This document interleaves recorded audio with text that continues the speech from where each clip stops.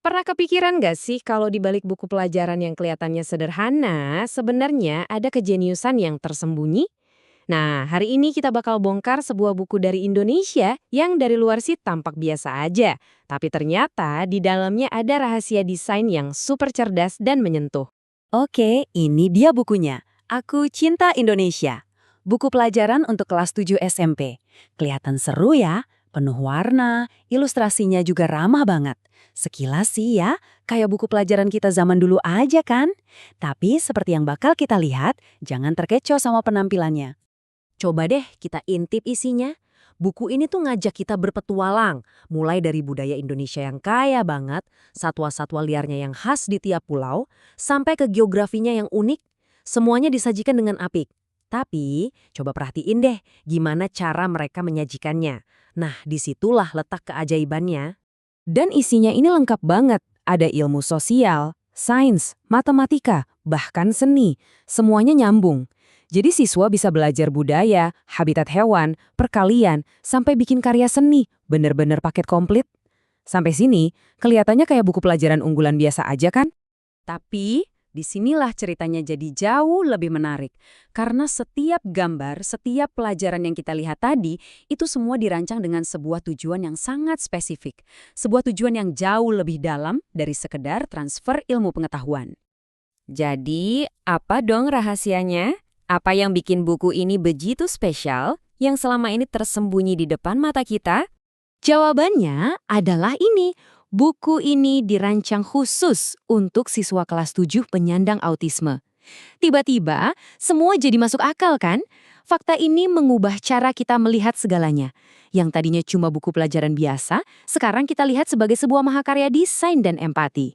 Seorang ahli pernah bilang, kuncinya itu bukan cuma menyederhanakan materi, tapi tentang menciptakan sebuah pendekatan yang selaras dengan cara mereka memproses informasi dan merespons lingkungan.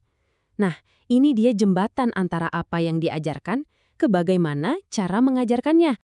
Oke, sekarang yuk kita bedah lebih dalam lagi ilmu di balik desain jenius ini.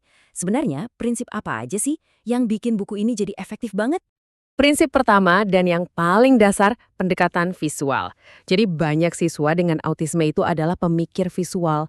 Buat mereka, satu gambar atau diagram itu bisa jauh lebih bermakna dan lebih gampang dicerna daripada satu paragraf tulisan yang panjang. Dan contoh ini nunjukinya dengan sangat baik. Daripada cuma nulis kalimat orang hutan hidup di Kalimantan, peta ini langsung menunjukkannya. Ini menciptakan koneksi visual yang instan dan kuat antara hewannya dan habitatnya. Jelas, langsung ke intinya, dan efektif banget. Prinsip kedua, pembelajaran konkret.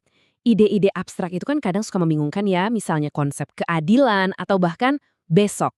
Nah, prinsip ini intinya adalah menerjemahkan hal-hal yang nggak kelihatan itu menjadi sesuatu yang nyata dan bisa disentuh pakai contoh dari dunia nyata. Dan buku ini jago banget soal ini. Coba deh lihat. Konsep abstrak seperti 5 kali 3 diubah jadi sesuatu yang konkret, penjumlahan berulang yang bisa dilihat dan dihitung satu persatu.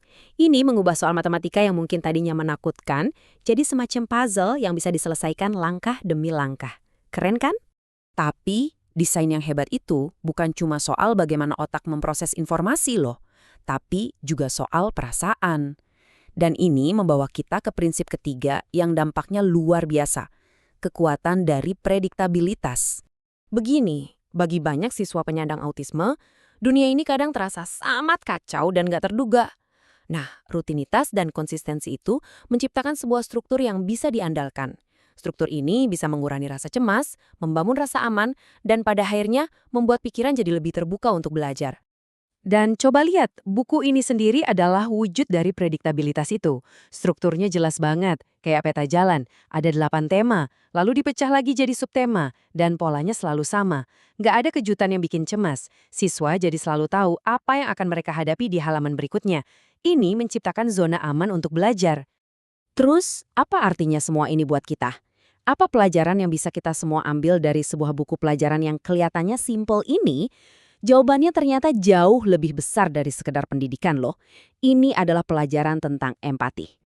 Poin utamanya tuh ini bukan cuma sebuah buku.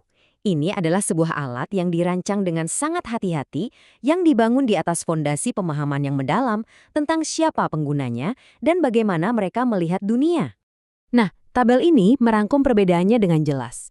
Desain standar itu biasanya bertanya, informasi apa yang harus kita sampaikan? Tapi desain empatik bertanya, manusia seperti apa yang akan menggunakan ini? Ini benar-benar menggeser fokus dari konten ke pengalaman si pelajar.